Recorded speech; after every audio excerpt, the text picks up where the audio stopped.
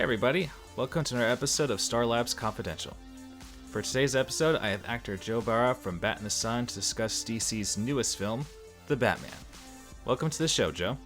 Hey, thanks for having me, man. Appreciate it. Not a problem. So, what are your thoughts on this new movie? So, spoiler alert. I like the movie. I'd give it a solid 8 out of 10. And it's funny because then the second question everyone asks me is it better than The Dark Knight? I'm going to say no. I still think The Dark Knight is the best. I love the direction they went with this movie. I think they have a good start. I have my complaints with it. I did feel it was a little long. I loved all the actors did phenomenally, but I wasn't a fan of how, I thought Robert Pattinson did good, but his Batman was very sad, very melancholy, very angry. Yeah. That's it.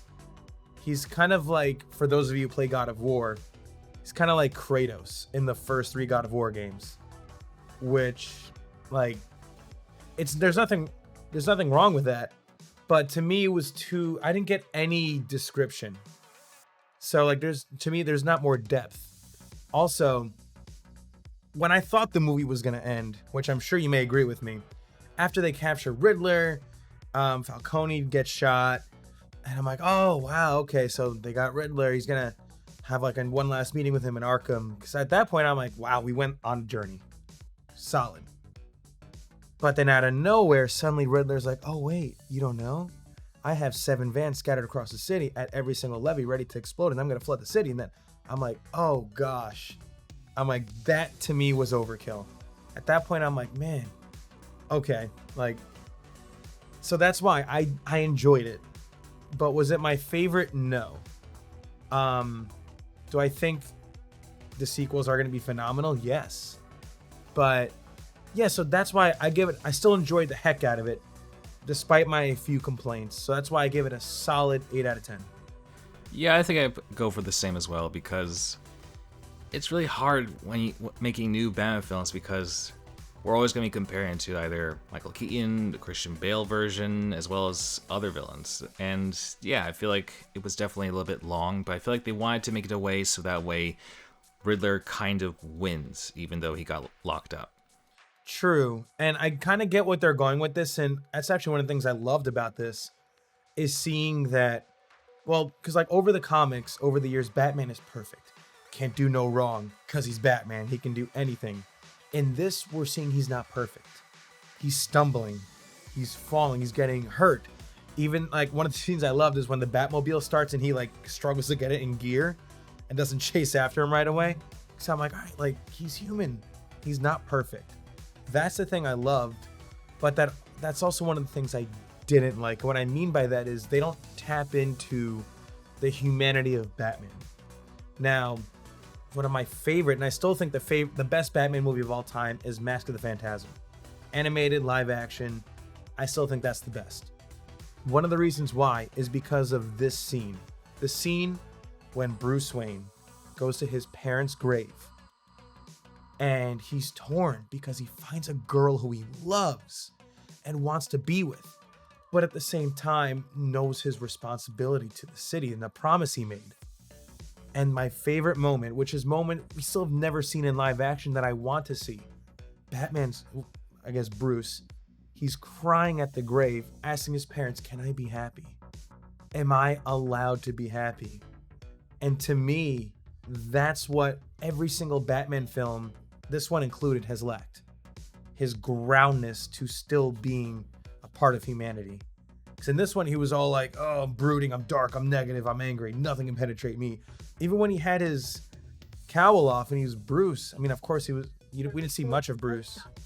So when he took his cowl off, and even when he was Bruce Wayne, there was no distinction between Bruce Wayne and Batman. None. Bruce Wayne and Batman were one and the same, but they're not. As we all know, Batman is who he is. Bruce Wayne is the mask he puts on. I get that. But there was none of that. Even Keaton in his performance, he was like a slightly goofy Bruce Wayne. Even Christian Bale, when you saw Christian Bale as Bruce Wayne, he was, acting how he should, a billionaire who didn't care about anything. Yeah, but much. I did not see that with Pattinson. But now don't get me wrong, his performance was incredible. He played the character great. I just want to see more levels. I guess that's the takeaway when you're focusing more on like with Catwoman and Riddler, that sometimes I guess Batman has to take a back seat. And it kind of True. makes sense because we already gone through like a lot of different versions of Batman over the years. So like, you know, what So more many. can we do with him? That's true, and that's the struggle that they encounter. It's 2022. How many Batman films have we had? How many different iterations have we had? And that's why whenever I see something, like at first when I heard Robert Pattinson was Batman, my first thought was that guy from Twilight. But Yeah, if me Heath too. Ledger's casting as Joker told us anything, never judge a book by its cover. Wait and see the performance, especially when Ben Affleck was cast as Batman. I was one of those that had my doubts, but I held off. I'm like, let me see what he'll do. Granted, Batman vs Superman was not a good movie. His performance was incredible. He was a great Batman. Oh yeah, definitely like the best like I guess you could say comic book accurate Batman, one of in recent years. Definitely. Yeah. Yeah, I agree with you. With Mask of the Phantasms, that was a great way to showcase Batman's character development for how like he finds the girl that he's actually willing to give up both times of just having Yeah. a regular life, and even like pretty much like praying to his parents, and I guess in a sense even praying to God for like just let me be happy, you know, just let me do what I want. It's beautiful. It's beautiful to see because again, it's so simple. Is it ties him down to his humanity. It gets out of the mystique that oh, he's Batman, he can do anything. Like, no, this is a man who feels Yeah. emotions like we do. He's in love. And he's questioning, what am I gonna have, like, what do I do? And that's why that'll always be one of my favorite moments. I pray that we see it in a live action iteration of Batman, but still haven't seen that. Well, technically kind of Catwoman in The Dark Knight Rises. True, but still Bruce is like, nope, I still gotta do my thing. Yeah, I just I meant with the part where he like retires and is actually living the life he wants somewhere in Italy, I guess, True. with Selena. He does that, but it's like you don't see the conflict in The Dark Knight Rises. You don't see him going through the thought process. In Mask of the Phantasm, you see him just asking his parents, can I be happy? The Dark True. Knight Rises, he's kind of like, nope, can't do that yet. Gotta do No, this. the closest thing was the scenes with I think with Alfred trying to get Bruce to not continue this, just try to live a normal life. You know, it doesn't have to be Rachel. It could Oh be yeah, anybody, definitely. buddy. Yeah, and Michael Caine was phenomenal. But yeah, he's like, you're human. Live a life. You're a man. But you know, like in The Dark Knight Rises, he had his quest. He had his mission. So, but what did you think of the other villains? How they portrayed, like especially with Paul Dano's Riddler? Paul Dano's Riddler was so scary, so creepy. I thought I will not take away anything from the actors' performances. All the actors were stellar. Paul Dano killed it. Zoe Kravitz as Catwoman, she's beautiful. Oh, not only that, but her performance was flawless. Colin Farrell, my gosh, I knew Colin Farrell was a phenomenal actor. He's one of my favorites, but he completely transformed himself to play Penguin. And Yeah. I was just blown away. As an actor, I'm like, oh my gosh, he's so different. It was incredible to watch. Every time he was on screen, I was drawn to him. I was captivated by his performance. Yeah, it's whenever I ask people if they recognize him, they don't think it's Colin Farrell until I say that, yeah, it's him. He puts on a fat suit, but yeah, that's him as the Penguin. Yeah, he did a phenomenal job. Everybody in that film did a phenomenal job. There wasn't one performance that I was like, little weak. No, the actors, everybody was spot on. Oh yeah, like for Zoe Kravitz's Catwoman, it felt like a very early 2000s inspired Catwoman, especially like if you read the comic book story Hush. Like Zoe Kravitz I looks love like Hush. the character model from head to toe. Absolutely, and that's one of the things I loved. I'm like, she reminds me of like a comic book Batwoman, not Batwoman, Catwoman. Sorry, and yeah, it was, and I liked the chemistry they had, like the chemistry that Pattinson and Kravitz had. You felt it. Oh yeah. Because you can see again, Batman's dark, brooding, but here comes this feminine force that's, trying to dig at that a little bit. But still, Batman's like, no, I'm Batman. I have my mission. I'm sad. Yeah, that's never gonna change. But No. who knows? Maybe after this movie, Bruce might try to be more involved. Because I feel like with the message in this film, I think where instead of becoming more vengeance, being more hopeful, maybe that might impact his Bruce Wayne side too. It might. And like, I could be wrong, but if we were talking about the sequel 2 or 3 years from now, like let's say they turn this into a trilogy or 6 movies, but we see his character evolve and go from this dark, brooding, sad individual. Suddenly, let's say in the 3rd or 4th iteration, he marries Catwoman. He's with Damian. You see him have moments of happiness. Then I retract everything I just said because that's character evolution. So if that's their goal, if that's their intention, then they're nailing it so far. Yeah. So that's what'll make me take those comments back because I love seeing like Batman dealing with his human side because it's also such a simple struggle. Because everyone, we live in a world now where we try to overcomplicate things. Everything has to be abundant, a lot in this, but sometimes it's the simpler stuff that strikes the most. Yeah, same with Riddler. I'm glad that that this is different from any other version we've seen, whether it's the Jim Carrey or I forgot the actor's name, but the Gotham show version of Riddler. Like this is a guy who just wants to make a message, and he does crave attention, but it's mostly because of how he was pretty much ignored all his life. It's not just like I want to be the smartest of all of Gotham. Because he knows he's smart. Like, he's able to fool everyone. Absolutely. And it's funny because if you look, there's a theme that's happening with, maybe it's not just these Batman movies, but in these films lately. Look at Joker, the movie. Look at Riddler. What was the one thing Joker said in that movie? He said, I did something, and people are starting to notice me, that I exist. Yep. Riddler in this movie literally said verbatim the exact same thing. He's like, I thought I didn't exist. I didn't think I did this. I think it's addressing the fact that some people in this world feel that they have no impact, that they don't exist. I mean, of course, they're taking extreme measures and leaving their mark on the world by killing and doing all these things to make their mark. But it's like these villains, they're very flawed and they're insecure and they're questioning their humanity. It's like, do I matter? Am I real? And this Riddler, like Paul Dano, did so good. I kind of wish that we saw more of Edward Nygma. I don't know if they once mentioned that his name was Edward Nygma. I was waiting for it in the movie. Did they?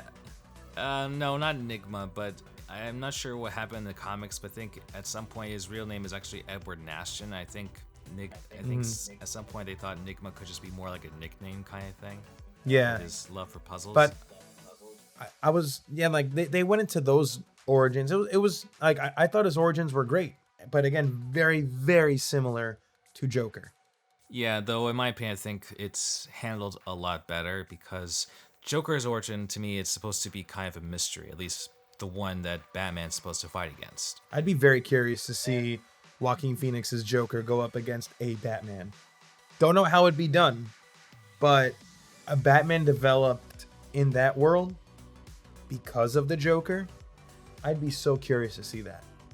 Yeah, I mean, there are supposedly talks for a sequel with Joaquin Phoenix. Nothing determined yet, but we'll see what happens. I'm wondering if he's going to try to lose all that weight again, because, oh my gosh. Like, when I first saw him, I didn't recognize him. Like, that's in my top 5 favorite films, Joker. Yeah. And his performance just blew me away. And I know a lot of people are like, oh, whose Joker is better, his or Heath Ledger? You can't say that. They're two completely different Jokers. They both won Oscars. Yeah. So they're literally both at the same level, just very different. That's for sure. And makes you wonder, like, what other villains could they possibly bring in for Robert Pattinson's Batman? Because I'm thinking maybe like the Court of Owls, Mr. Freeze. The Court of Owls would be cool. I would love to see if they did Bane, but not like the Dark Knight Rises did Bane. Like a comic book iteration, like staying more true to the comics of Bane. Because Bane's smart. He's strong. He literally breaks Batman. I'd love to see that live action. I mean, we saw it in The Dark Knight Rises, but I would like to see it in this Pattinson universe, because the Pattinson universe is kind of like not as hyper realistic as The Dark Knight, but it's not as campy and comic booky as like the Batman films from the 90s. Yeah. But it's like at that perfect middle ground. True. And I would love to see a Bane in that. Yeah, that could possibly work to do a comic book iteration, because sometimes when I look at this movie, I think of the game Arkham Origins, which that's also a year 2 story. Mm-hmm. Because in that game, Batman is definitely more flawed, like how he makes some mistakes much more angry with doing his job. Yes. And that's again, it's only his second year. So that's why I love seeing him stumble a little bit. I love seeing him fall, seeing that he's not perfect and trying to figure out how. But again, also like all the brooding and stuff. I really hope he smiles a little bit in the next movie, or is a little happier, because even Keaton's Batman had his moments, where you can tell he was having fun. Yeah, although that smile against that goon, that was a bit much. I remember that. That's exactly what I was thinking of. Good call. That's exactly what I was thinking of.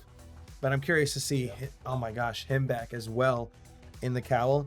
I gotta be honest, that's the only reason why I'm seeing Flashpoint, is just to see Keaton. Yeah, I mean, this is pretty much DC's response to Spider-Man No Way Home with that Flash movie.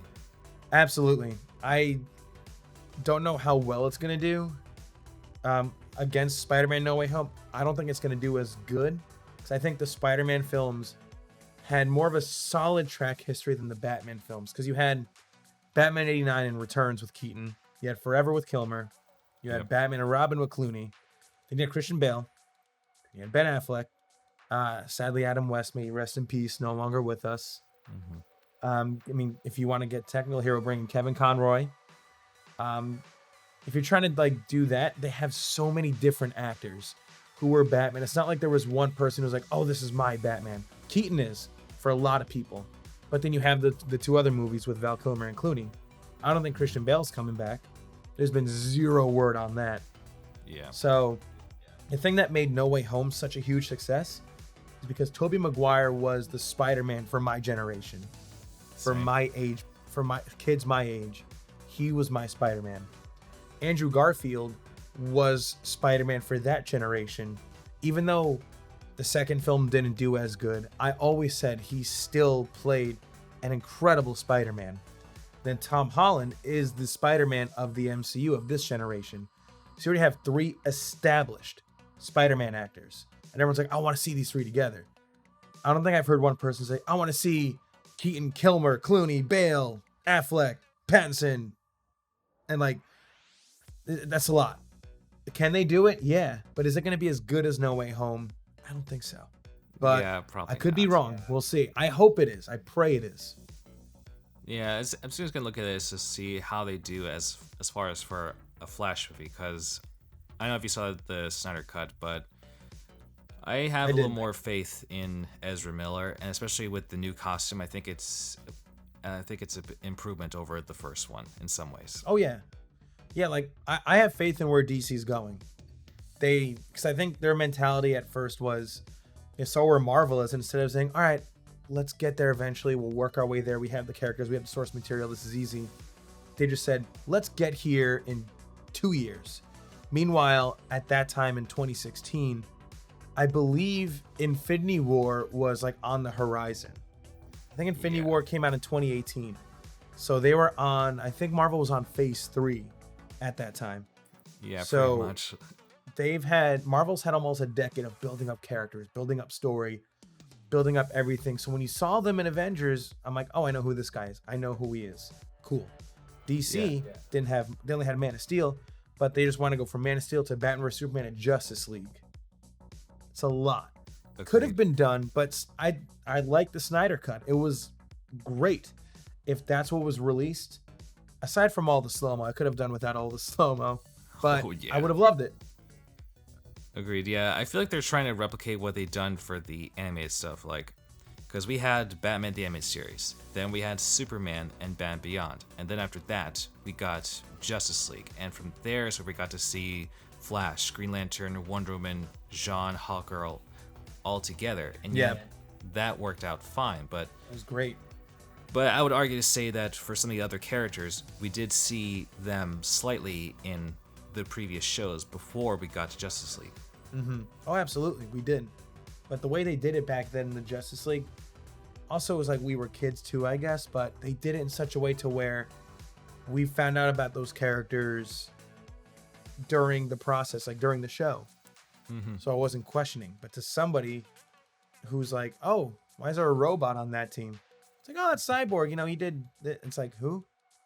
It's like you have to establish that. You have to establish the Flash. Wonder Woman already had her movie. But, well, sadly, there's no Green Lantern, which kind of hurts. I would love to see Green Lantern so bad. That's the funny thing. In the last scene, I think, for Snyder Cut, with Batman being Jean, that was originally supposed to be John Stewart Green Lantern. Yeah, that would have been awesome. But unfortunately, they couldn't do it. I think Warner Brothers had some kind of reason. I don't know why, but they were basically saying, nope, it can't be Green Lantern, so they switched it with Jean being over there. If they're saving it for Hal Jordan, if they didn't want Jon Stewart, it's going to make me upset. I love Jon Stewart. Hal Jordan's great. But again, I'm a 90s kid. I'm biased. I love seeing Jon Stewart in the Justice League. I want to see Jon Stewart. Yeah, well, luckily there is going to be a Green Lantern Corps show, so we might get to see multiple versions. See how that goes. And they have John Diggle potentially becoming a Green Lantern as well. So there could be, because his stepfather's last name was Stewart. Yes, that's true. Forgot about that. Yeah. Interesting. So we got to see.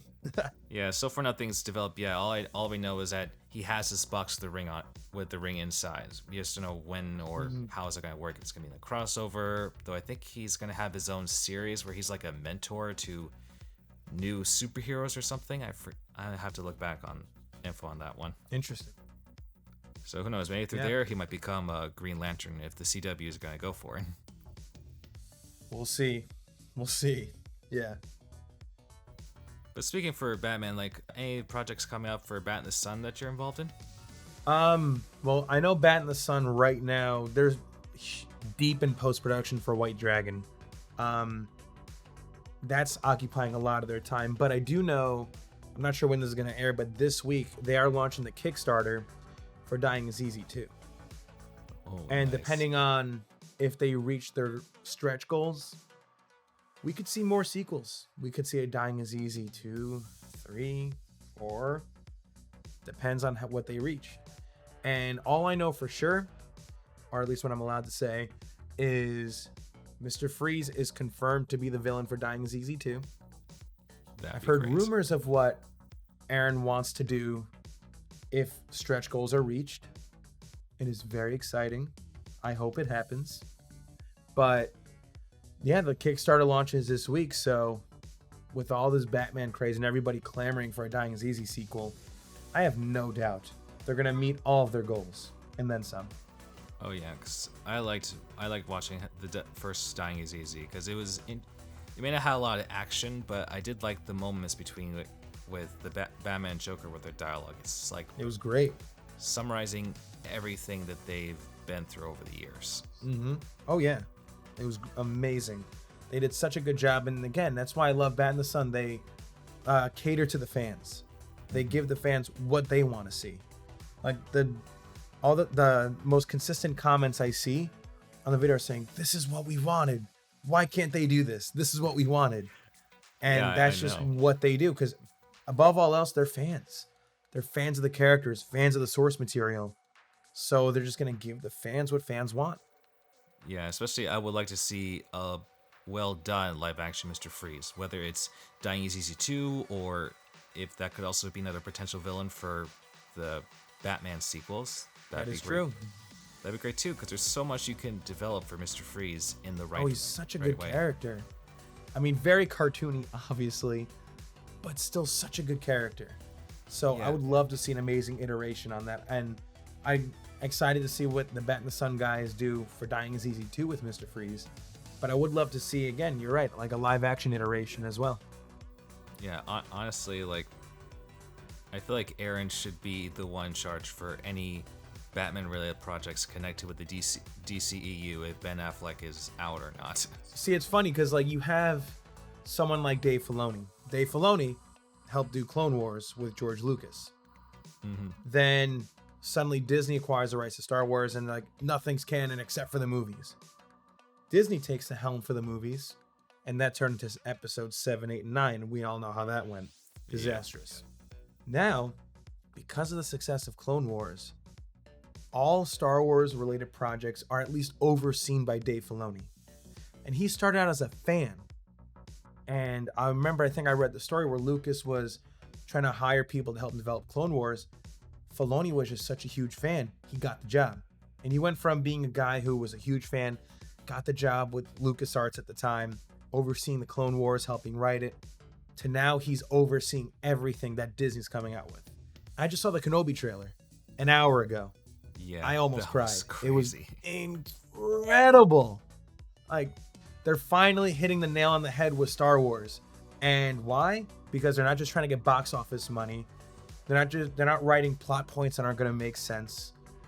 They're doing stories that are grounded, that help further develop the Star Wars universe. Yep. So, like with Filoni, I think Aaron Schoenke of Batinthesun would be a huge asset to DC. Even if it's just like an advisor, if they're like, hey, this is what we want to do. Like, what do you think of this?